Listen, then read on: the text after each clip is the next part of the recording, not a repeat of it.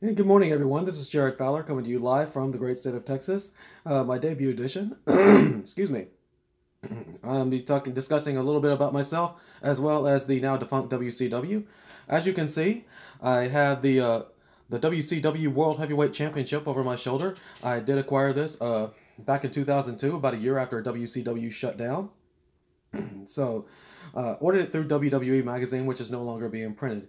But as I said before, my name is Jared Fowler, and I have been, I'm an avid gamer, big hockey fan, a football fan, especially high school football here in Texas. That is huge. And of course, a diehard wrestling fan since I was a little kid. So, a little bit about myself. I'm 38 years old. I'm happily married to my wife Michelle for 6 years. Just celebrated our sixth anniversary on Cinco de Mayo. And I'm also an avid user of Twitter. I'm proud member of the wrestling community, and I want to talk to you a little bit this morning about myself and about the now defunct WCW. So, as you know, WCW World Championship Wrestling shut down in the winter of 2001. I'm sure most of you know that Eric Bischoff, the president of WCW, was going to acquire WCW from AOL Time Warner. Of course, the Ted Turner owned the company for a lot of years, and he was planning to merge with the AOL and become AOL Time Warner. But unfortunately, AOL Time Warner didn't want anything to do with pro wrestling. At that time, WCW was a dying brand. I mean, everything going wrong, politics backstage, and of course, most of you saw on the WWE Network great information there on the Monday Night Wars. But before the WWE Network was launched, there was a DVD that I had purchased called "The Rise and Fall of WCW." So, as I said before, I'm a really avid fan of wrestling. I've been watching it my whole life, and I really started watching wrestling back in the 80s. My very first wrestling show I saw was on TV, Saturday Night's Main Event. Main event was Hulk Hogan and the Big Boss Man in a steel cage, and after that, I was hooked. Um, and then I started watching WCW, which back then at the time was run by Jim Crockett Promotions, uh, under the name the National Wrestling Alliance. And of course, Ric Flair he's a 16-time former world champion. He was the NWA world champion back then. And as you can see, this replica of the WCW championship, this was, in case most of you didn't know, it was constructed basically for Ric Flair. And of course, Flair was the WCW champion at the time. And a little bit about NWA, I fell in love with that as well. Of course, you had Sting, Surfer Sting, the Samoan SWAT team, Road Warriors, Doom, and I was I would stay up like here in Texas. It was aired on our local NBC affiliate, and it didn't come on till 12 midnight. So I would stay up. I would watch WWE Superstars of Wrestling or in the morning, and then I would stay up till 1 o'clock in the morning watching NWA Worldwide Wrestling, and it was great. I was hooked from that point on. But NWA was run by Jim Crockett Promotions, and Ric Flair was the WCW champion, back then the NWA championship, and it had this title made specifically for him to carry around. So he basically owned this championship. Uh, and back then, Jim Crockett sold NWA before it went to Ted Turner. It was run by Jim Herd. Uh, Jim Herd, he wanted to change things up a little bit, and I'm sure most of you saw this on the Ric Flair documentary. Jim Herd wanted Ric Flair to shave off his hair, his long blonde hair, and basically go bald and become known as Spartacus. And Ric Flair's contract was coming up for expiration. His contract was expired, and in order for him to continue wrestling in WCW, Jim Herd wanted Ric Flair to shave his hair and change his name to Spartacus under the gimmick Spartacus. And of course, Ric Flair hated that idea. He basically told Jim Herd what he can go do with himself, and defected to WWE, where he became WWE champion by winning the Royal Rumble. Well, at that time, uh, it was coming up on, I believe, Starcade, which was their version of WrestleMania. Uh, Ric Flair was scheduled to defend the WCW World Championship against the Total Package Lex Luger, and it was supposed to be like a face versus face match.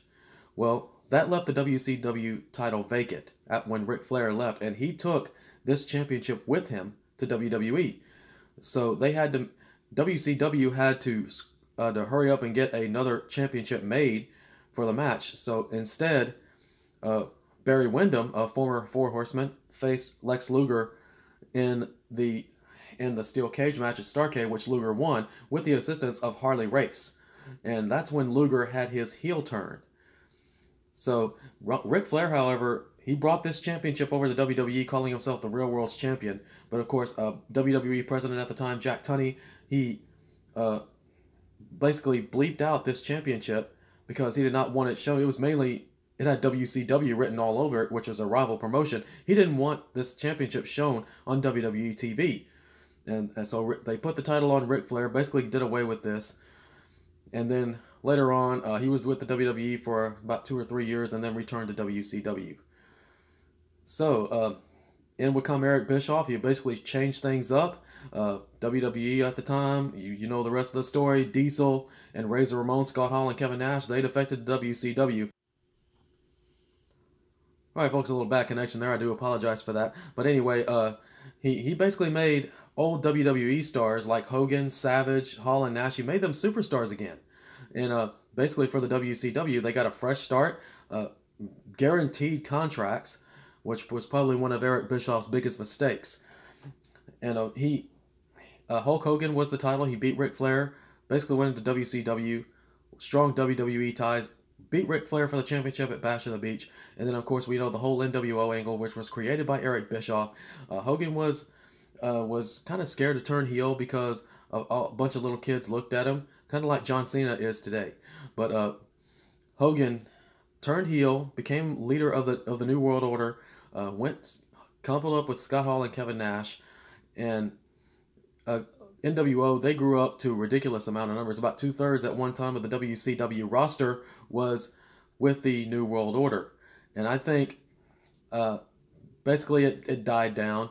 Eventually they split up into two factions, NWO Hollywood, which was led by Hogan, and NWO Wolfpack, which was led by Kevin Nash.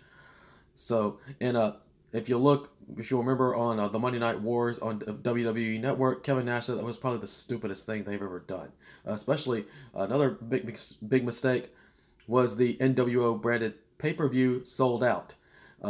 It was Eric Bischoff and Ted DiBiase were the announcers. NWO didn't have an announcer in the ring. It was pre-recorded. WCW, the face, all the faces of the show, they didn't have any music. They came out to no music, and basically all the heels won in that match for NWO themed pay-per-view. Did not do well at all, and Kevin Nash was very unhappy with that one, and so they decided to do WCW NWO brand sold out after that. Excuse me. And also, you know, I think a lot of the WCW, it led to overkill. If you remember back in the NWO show, the late Eddie Guerrero saying it just got boring. You know, everybody's getting beat up by the NWO. And as I mentioned a couple minutes ago, about 2/3 of the WCW roster were part of the NWO, and people got bored with it. I myself got bored with it because, you know, at the time I was still in high school back in the late 90s when this whole NWO angle was going on, and it was great TV. I mean, WCW actually was the #1 rated show on cable TV, Monday Nitro, and me and my friends at high school, we would talk about it because we were really big fans of wrestling. I watched both shows, but of course WCW was getting the audience. They won 85 consecutive weeks in a row, won the ratings war. Vince McMahon was scared. Everybody in WWE was scared. And everybody thought the final nail in the coffin was when Bret Hart, after the Montreal Screwjob, went to WCW and signed up with Ted Turner. And they thought that was going to be the final nail in the coffin. That would be it. WWE would be out of business. But of course, that didn't happen. Thanks in large part to a man by the name of Stone Cold Steve Austin, fellow Texan. And he basically turned the tide in the Monday Night War in favor of WWE. They won a round. It was the night when Vince McMahon was going to step into the ring for the very first time against Stone Cold Steve Austin. They won, and then the talent began to leave. WCW wrestlers went to WWE. Example, The Big Show and Chris Jericho. And WCW had a lot of young stars, and I think WWE capitalized on that by they weren't using their young stars, WWE would use their young stars and create new talent. WCW still wanted to go with the NWO angle, still wanted to go with Hogan, Hall, and Nash, and people just got bored with it. It was stale, it was dying down, so finally they decided to turn Hogan face again, wear the red and yellow of Hulkamania. Of course, Goldberg was the WCW champion, and of course, when before NWO died out, Kevin Nash tased him, stole the championship from him. Goldberg was never given another title run again. And I think that's when the finger poke of doom was really what turned the tide in favor of WWE. You know, Goldberg and Kevin Nash, the night after Goldberg got screwed over for the championship, was going to face Kevin Nash, but Goldberg, of course, got kayfabe arrested, taken out of the arena. So Hogan was going to come out of retirement and face Kevin Nash, and of course, the finger poke of doom. Hogan took poked Nash in the chest. He fell down, covered him 1, 2, 3, and everybody basically laughing around, pointing out at the fans, pulled a fast one on the fans, screwing around with the fan base, and a lot of people were very unhappy with that. Later on, Jeff Jarrett would come in. He would be given the WCW Championship run. He would face Hogan at Bash of the Beach, which is probably the most famous shoot/kayfabe segment probably in the history of the sport. Vince Russo was in charge, former writer at WWE. He decided Jeff Jarrett was going to beat Hogan for the main event that night, but unfortunately Hogan had a creative control clause in his contract and decided to use that and beat Jeff Jarrett. So Russo pulled one over on Hogan. They say it was a work. I don't know who to believe, but he pulled one on Hogan, had Jeff Jarrett lay down in the ring as soon as the bell rang, and Hogan put a boot on his chest, covered him 1, 2, 3. And of course, you know, Hogan went upstairs. This is why the company's in the shape it's in, because of bullshit like this. And took the belt, walked out of the arena, and then Vince Russo came out. Excuse me. After the next match, Russo came out and publicly fired Hogan, and Hogan tried a defamation of character lawsuit, which was thrown out, but nothing happened. I mean, that was a highly rated pay-per-view. A lot of people were talking about it, but after that, I mean, the booking decisions, putting the title on David Arquette, somebody who knew nothing about wrestling, with all due respect to David Arquette, he was given a 10-day reign as champion before turning heel and turning on DDP, lining himself with Vince Russo. But the good thing about David Arquette, he donated all his awardings to charities of his choice. But it's a lot of bad booking decisions that basically doomed WCW, and it was a dying brand. So Russo was fired. Eric Bischoff was brought back in, and basically he said, you know, I can't, if you remember back in the Monday Night War, it says, I can't save WCW. Why don't you let me buy it? So they decided, AOL Time Warner said, okay, make us an offer. The company's yours. So he got together with Jason Hervey, which was Wayne from the Wonder Years, Wayne Arnold, and also a big WCW fan. And he put a group together to purchase the company. He was going to buy everything, the rings and everything. WCW Thunder, which was their second show, kind of like SmackDown is to WWE. They canceled that show. AOL Time Warner didn't want anything to do with pro wrestling, but they were going to have TNT as the drama, which was Monday Nitro is what aired for Nitro, and then TBS would be more comedy. So Eric Bischoff, what he wanted to do, he wanted to actually shut down WCW for several weeks. That was his plan, and he wanted to move the headquarters from Atlanta, Georgia, to Las Vegas, and air WCW, whether it be Nitro or WCW programming on TBS, and live from the MGM Grand Garden Arena in Las Vegas. So his plan was to completely shut down the company for several weeks, have it rebranded, move the company base to Vegas, and he would restart WCW Nitro with a pay-per-view called The Big Bang. And I found this out by watching a video on YouTube. You can check it out. It's called The Lost Pay-Per-View WCW The Big Bang, which is to be held in Las Vegas at the MGM Grand Garden Arena, and basically would start all over, fresh start for everything. And that was Eric Bischoff's plan. However, AOL Time Warner, they basically dropped a bombshell on him. One of his partners, one of his attorneys, Eric Bischoff, was on the beach. He got a phone call from his attorney, and he said the deal's off. AOL Time Warner says you can have everything. You can have the copyrights, you can have the rings, you can have everything, but we're not going to give you the TV time. Well, and then of course Bischoff said without TV time, WCW was worth nothing. So the deal was off, and in comes WWE. Vince McMahon.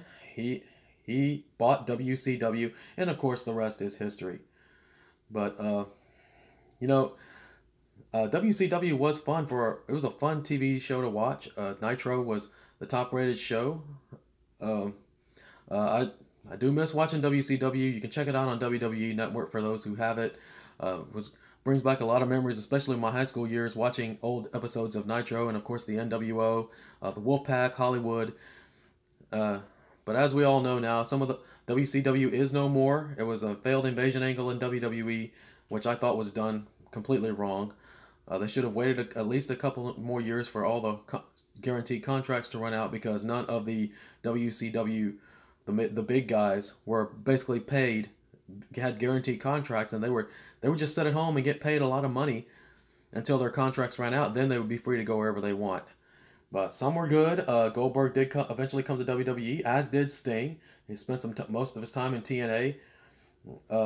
Scott Steiner, completely terrible angle with Scott Steiner when he came to WWE. It was a failed run. But most of the WCW wrestlers, the one that really made it big in WWE was Booker T, a former 5-time WCW champion. He's a former world champion, former WWE champion.